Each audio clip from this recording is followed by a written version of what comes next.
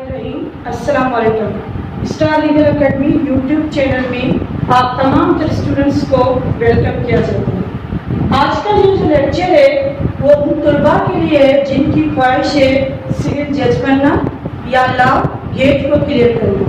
तो अब जाहिर सी बात है आप लोगों के जो ड्रीम्स है सीजे बनना, लॉ गेट की टेस्ट को क्लियर करना, कहते नहीं कि जितने बड़े हमारे ड्रीम्स होंगे तो हमें उतना ही ज़्यादा हार्ड वर्क करना होगा।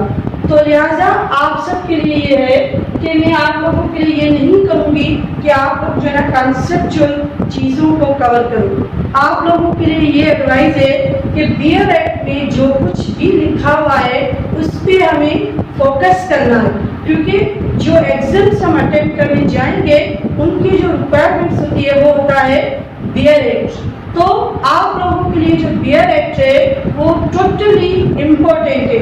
हम ये कह ही नहीं सकते हैं कि बीएड एक्ट में से वो कौन सी चीज़ें हैं जो इम्पोर्टेंट है, वो कौन सी चीज़ें हैं जो इम्पोर्टेंट नहीं है। आज का जो हमारा लेक्चर है वो है पाकिस्तान पेनल कोड पे। तो सबसे पहले इसको स्टार्ट करने से पहले आप सबको पता है कि जैसे ही हम एक बीएड एक्ट ओपन करते हैं तो उसके नाम के बाद वहाँ पे लिखा हुआ होता है date of enactment. Date of enactment का मतलब होता है कि ये जो स्पेसिफिक कानून है वो कब बना। तो सबसे पहले हमें पता होना चाहिए कि पाकिस्तान पेनल कोड जो है ये 16 अक्टूबर 1860 को बना था, यानी कि 16 अक्टूबर 1860 से पहले इस लॉ का कोई भी एग्जिस्टेंस नहीं थी। जैसे हम कहें कि हर किसी की डेट ऑफ बर्थ होती है, डेट ऑफ बर्थ से पहले उस बच्चे का कोई वजूद नहीं होता है। अब सीजे का टेस्ट हो, लॉ गेट हो या लॉ से रिलेटेड जितनी भी कमीशंस हो उनमें स्क्रीनिंग में ये पूछा जाता है कि the Pakistan penal code was enacted on, मतलब ये हमारे लिए एक इम्पोर्टेंट एमसीक्यू है कि पाकिस्तान पेनल कोड किस डेट पे बना, 16 अक्टूबर 1860 को। बाद में लिख दिया जाता है कि Pakistan penal code was made on. Made on का भी मतलब है कि ये बना था 16 अक्टूबर 1860 को। और बाद में लिखते हैं इस्टेब्लिश्ड ऑन, लिखते हैं Pakistan penal code was established on 16 October 1860। तो ये आप लोगों के लिए एक इम्पोर्टेंट एमसीक्यू है, क्योंकि हमारे एग्जाम के लिए सबसे पहले हमें स्क्रीनिंग टेस्ट क्लियर करनी है। उसके बाद डेट ऑफ इन्फोर्समेंट, यानी ये जो कानून है ये अमल में कब आया।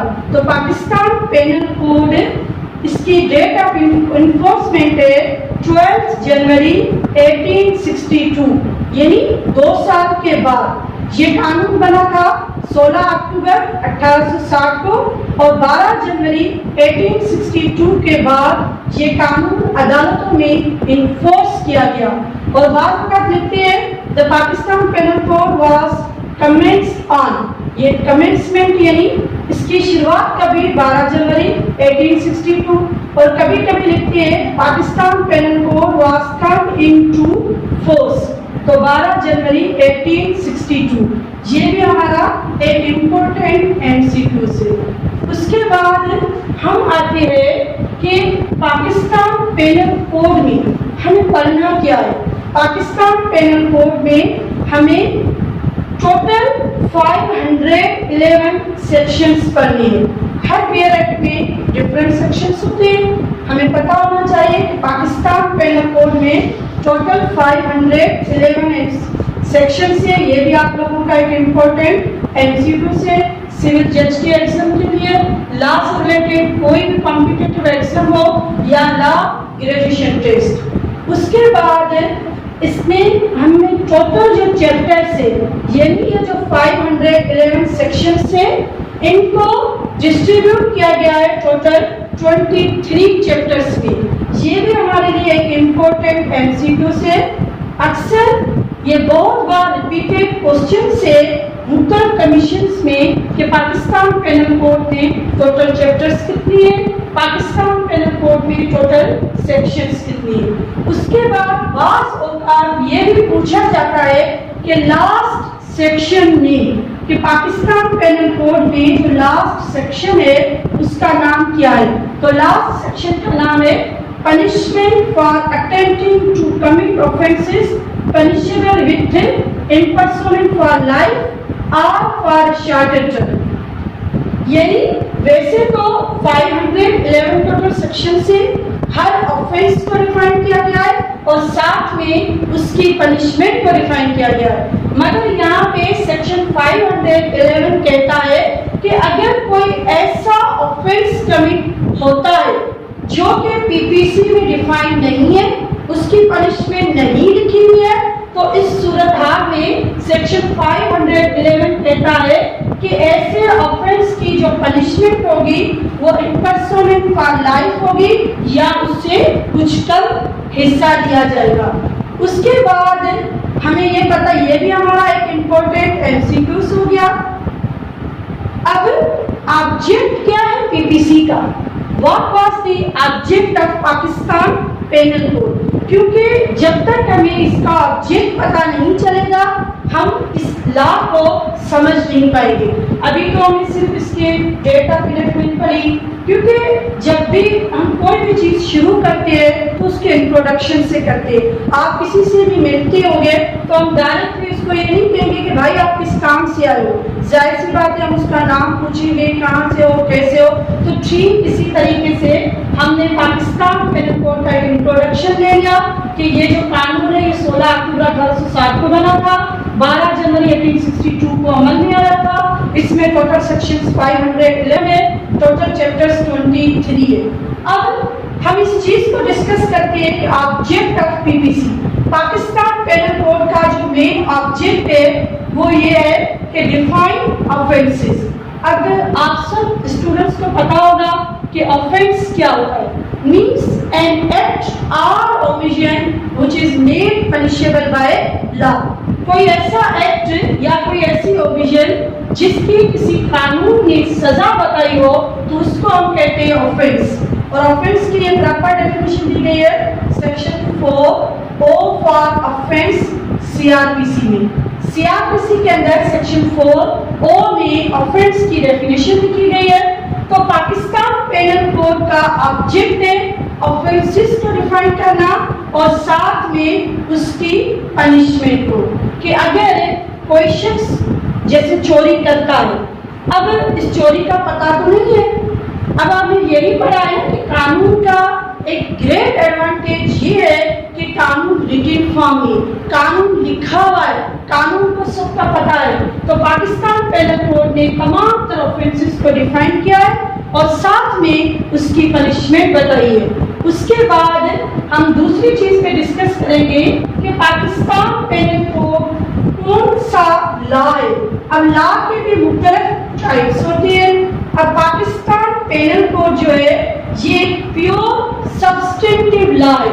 सब्सटेंटिव लॉ किस चीज को कहते हैं? सब्सटेंटिव लॉ का मतलब होता है कि कोई ऐसा कानून जो सिर्फ ऑफेंस और उसकी पनिशमेंट बताए, मींस उसके अगर कोई भी प्रोसीजर वगैरह मेंशन ना हो तो उसको हम कहते हैं सब्सटेंटिव लॉ। ये भी आप लोगों के लिए एक इम्पोर्टेंट एमसीक्यू से अक्सर कमीशंस में लॉ गेट पे ये पूछा जाता है। The Pakistan penal code is, नीचे आप लोगों को 4 ऑप्शंस दिए जाएंगे, जैसे कि ऑप्शन नंबर 1 है प्रोसीजर लॉ, ऑप्शन नंबर 2 है एडजेक्टिव लॉ, ऑप्शन नंबर 3 है सब्सटेंटिव लॉ, डी है नन ऑफ देम। तो आप लोगों को पता होना चाहिए कि पाकिस्तान पेनल कोड एक सब्सटेंटिव लॉ है, यानी ये एक ऐसा कानून है जो सिर्फ डिफाइन करता है कि ऑफेंस क्या है और उसकी सजा क्या होगी, उसके प्रोसीजर से इसका लेना देना नहीं है। उसके बाद एक और इम्पोर्टेंट क्वेश्चन है, बात का ये भी आता है कि पाकिस्तान पेनल कोड ये प्रिपेयर किसने किया था? ये इंग्लिश में है लॉर्ड मिकावेली, इस शख्स ने इस लॉ को प्रिपेयर किया था। उसके बाद हमें पता होना चाहिए कि पाकिस्तान पेनल कोड का शॉर्ट टाइटल क्या है, और शॉर्ट टाइटल हर पेरेंट में सेक्शन नंबर 1 होता है। हर बियर एक्ट, आप कोई सा भी बियर एक्ट उठा लो, उसका जब आप सेक्शन 1 देखेंगे तो उसमें लिखा हुआ होगा शॉर्ट टाइटल। अब पाकिस्तान पेनल कोड का शॉर्ट टाइटल है this act may be called the Pakistan penal code 1860। ठीक इसी तरीके से अगर आप कोई दूसरा बियर एक्ट उठाएंगे तो उसका शॉर्ट टाइटल डिफरेंट होगा। जैसे हर शख्स का नाम अलग होता है, तो सेक्शन नंबर 1 बताता है शॉर्ट टाइटल। ये शॉर्ट टाइटल इसीलिए दिया जाता है कि हमें स्टार्टिंग में ही पता चल जाए कि ये जो होल बुक है ये सिर्फ और सिर्फ उन सर्टेन लॉज से रिलेटेड करती है जिन लॉज को हम इस बुक में पढ़ेंगे, यानी पाकिस्तान पेनल कोड। और उसके बाद हर बियर एक्ट में सेक्शन 1 का सबसेक्शन 2 मोस्टली एक्सटेंड होता है। एक्सटेंड का मतलब होता है यानी लिमिट, यानी ये जो पाकिस्तान पेनल कोड है इस कानून की जो लिमिट्स है वो होल ऑफ पाकिस्तान है। आप लोगों को पता होगा कि बहुत कुछ कानून ऐसे होते हैं जो स्पेशल लॉ होते हैं, जो किसी स्पेशल टेरिटरी पे अप्लाई होता है। पाकिस्तान पेनल कोड एक जनरल लॉ है और ये पूरे पाकिस्तान में जितनी भी अदालतें हैं उन पे एप्लीकेबल है। उसके बाद पाकिस्तान पेनल कोड में सेक्शन नंबर 6, सेक्शन नंबर 6 जो है ये बहुत अहम। सेक्शन 6 कहता है definitions in code to be understood subject to exceptions। Section 6 का मार्जिनल नोट हमें ये बताता है कि जितनी भी डेफिनेशंस पाकिस्तान पेनल कोड में डिफाइन की गई है उन डेफिनेशंस को हमें अंडरस्टूड करना है, मगर सब्जेक्ट टू सम एक्सेप्शंस, यानी कुछ एक्सेप्शंस दी गई है जहां पे उन डेफिनेशन को वैसे नहीं समझा जाएगा। अब वो एक्सेप्शंस कौन सी है? आगे एक चैप्टर है with the name of general exceptions, यानी पाकिस्तान पेनल कोड में सेक्शन 6 बता रहा है कि आगे एक चैप्टर है जिसका नाम है जनरल एक्सेप्शंस। अब वहां पे अगर कोई चीज बताई गई है तो उसकी डेफिनेशन को हम आम डेफिनेशन से कंसीडर नहीं करेंगे। जैसे कि अगर एक मर्डर किसी बच्चे से हो जाता है, अगर कोई मर्डर कोई छोटा बच्चा करता है, मर्डर की डेफिनेशन पाकिस्तान पेनल कोड में डिफाइन की गई है सेक्शन 299 जे। ये भी एक इम्पोर्टेंट एमसीक्यू से आप लोग नोट करते जाओ कि अक्सर पूछा जाता है द टर्म कत्ल इज डिफाइंड अंडर, नीचे आप लोगों को ऑप्शंस दिए जाएंगे, तो कत्ल की जो डेफिनेशन है वो 299 जे में बताइए। अब कत्ल का क्या मतलब होता है? टू किल समवन, अगर किसी को मार दिया जाएगा तो पाकिस्तान पेनल कोड ने उसकी पनिशमेंट्स बताई है 302 में। मगर यहाँ पे सेक्शन 6 कहता है कि अगर वो मर्डर कोई छोटा बच्चा करता है, यानी एक छोटा बच्चा है उसने कोई पत्थर उठाया और किसी को मारा और उसको सर पे चोट लगने की वजह से वो बंदा मर गया, बंदा तो मर गया मगर इस पे किसी भी किस्म की कोई भी पनिशमेंट नहीं होगी। ये पनिशमेंट क्यों नहीं होगी? ये इसीलिए नहीं होगी क्योंकि सेक्शन 6 पीपीसी इस चीज को ऑलरेडी प्रोहिबिटेड करता है कि जितनी भी डेफिनेशंस यहाँ पे डिफाइन की जा रही है उन तमाम तरह डेफिनेशंस को विद एक्सेप्शंस अंडरस्टूड किया जाएगा। उसके बाद अगर कोई अनसाउंड माइंड पर्सन अगर किसी भी किस्म का कोई भी क्राइम कमिट करता है तो वो भी सेक्शन 6 की एक्सेप्शन में आ जाएगा। अब देखो आप लोगों ने general principles of criminal law पढ़े होंगे। ये लेक्चर जो है ना वो स्टूडेंट्स के लिए है जो सीजे के एग्जाम को अटेम्प्ट करना चाहते हैं या उन स्टूडेंट्स के लिए है जो लागेट को क्लियर करना चाहते हैं। तो आप लोगों को पता होगा कि कोई भी क्राइम कमिट करने के लिए मेंस रिया का होना इसेंशियल है। मेंस रिया का मतलब क्या होता है? Guilty intention. और साथ ही हमें पता होना चाहिए कि हम जो एक्ट कर रहे हैं उस एक्ट का रिजल्ट क्या निकलेगा, कॉन्सिक्वेंसेस क्या निकलेंगे। अभी मुझे पता है मैं साउंड माइंड हूँ, मुझे पता है कि अगर मैं पिस्टल के साथ फायर करूंगी तो कोई भी शख्स मर सकता है, यानी कि मुझे उसके कॉन्सिक्वेंसेस का पता है कि इसके क्या कॉन्सिक्वेंसेस निकलेंगे। मगर अगर कोई छोटा बच्चा है, उसने पिस्टल उठाया, फायर कर दिया, उसको ये नहीं पता है कि मेरे इस फायर करने से होगा क्या। छोटा बच्चा है, किसी की मोबाइल उठा ली, तो अब उसको भी हम चोरी नहीं कहेंगे पाकिस्तान पेनल कोड की डेफिनेशन में। क्यों नहीं कहेंगे?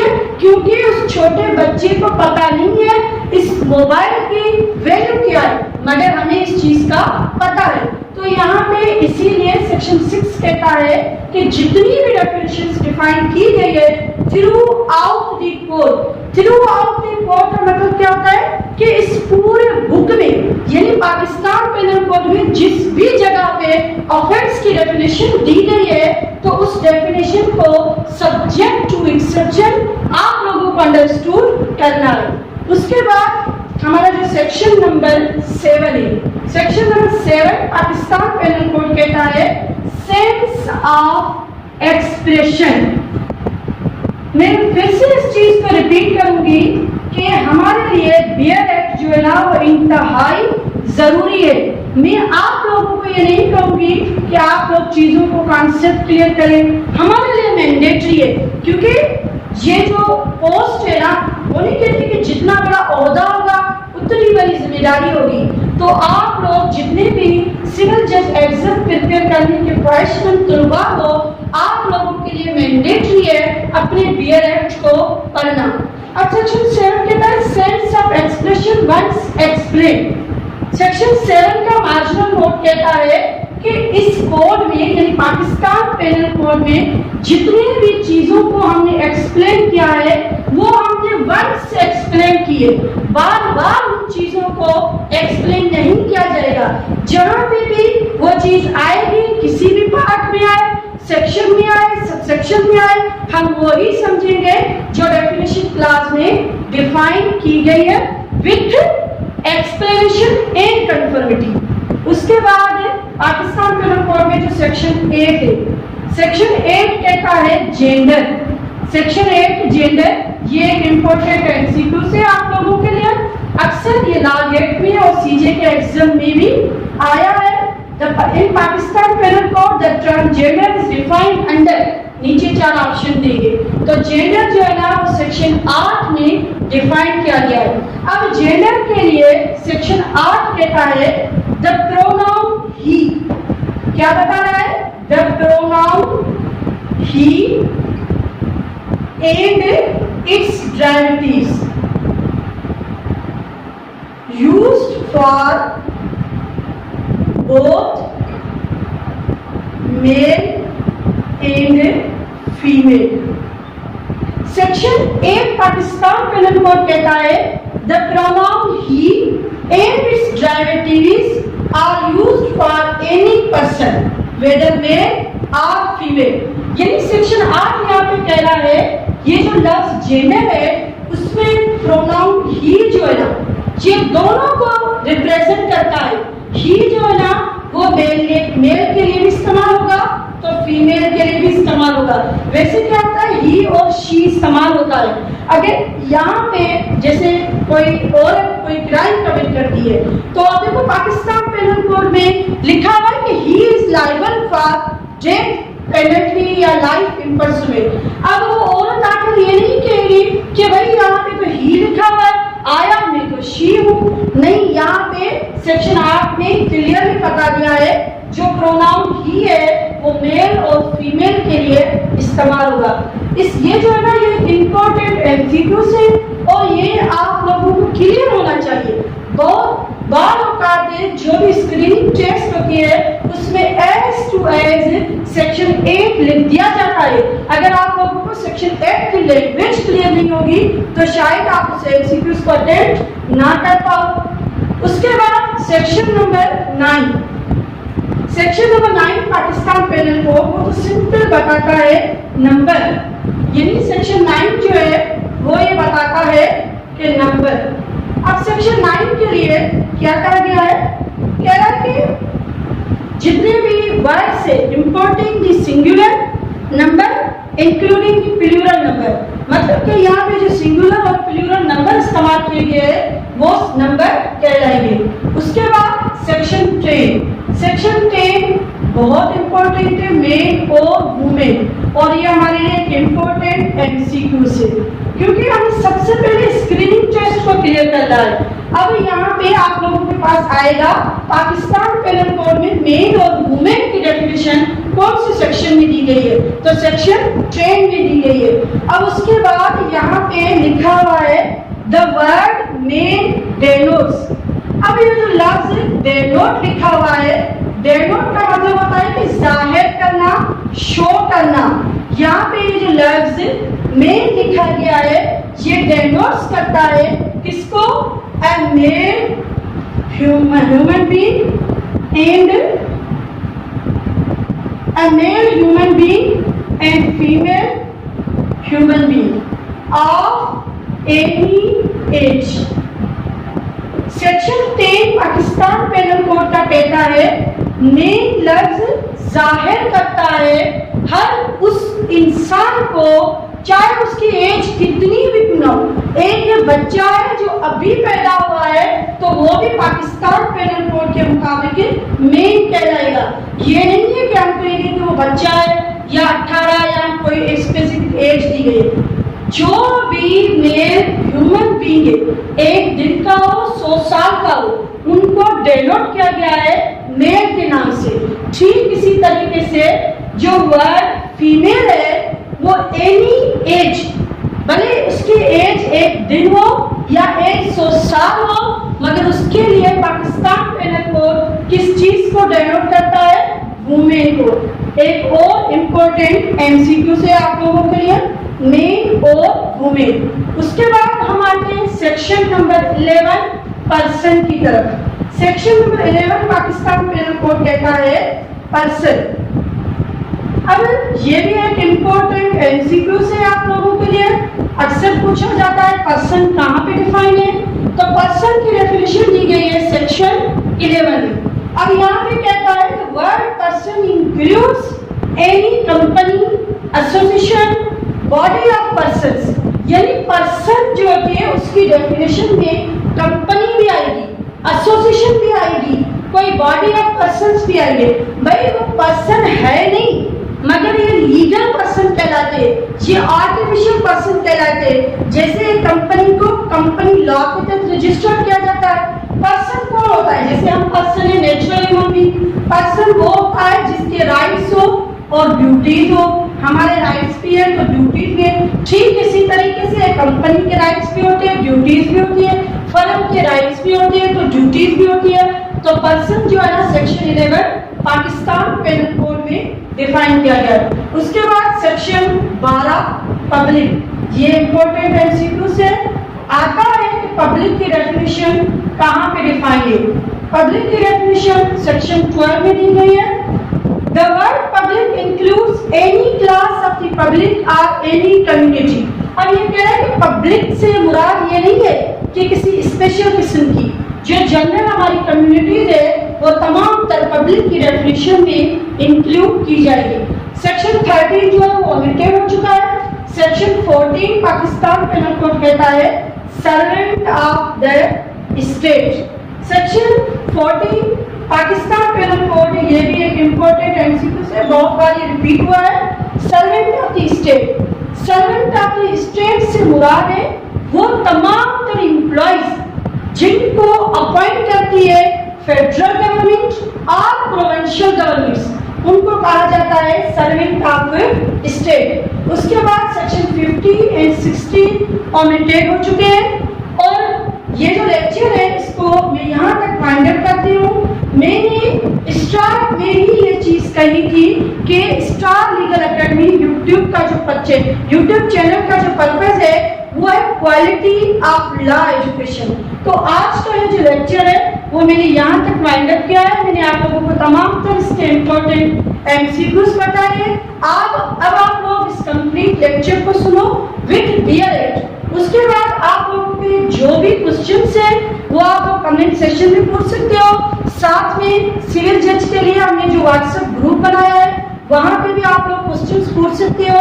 और उसके बाद यहाँ पे हैदराबाद के जितने भी तुलबा है उनके लिए हम फिजिकल क्लासेस की अपॉर्चुनिटी दे रहे हैं जो कि मंथ में 2 बार कंडक्ट किए जाएंगे। मंथ में 2 बार आप स्टार लीगल एकेडमी आ सकते हो, यहाँ पे विजिट कर सकते हो और जो भी आप लोगों के क्वेश्चंस होंगे उनको क्लियर किया जाएगा। और ये फैसिलिटी जो है ना वो सिर्फ और सिर्फ स्टार लीगल एकेडमी की तरफ से उन स्टूडेंट्स के लिए जो हैदराबाद के। Thank you so much.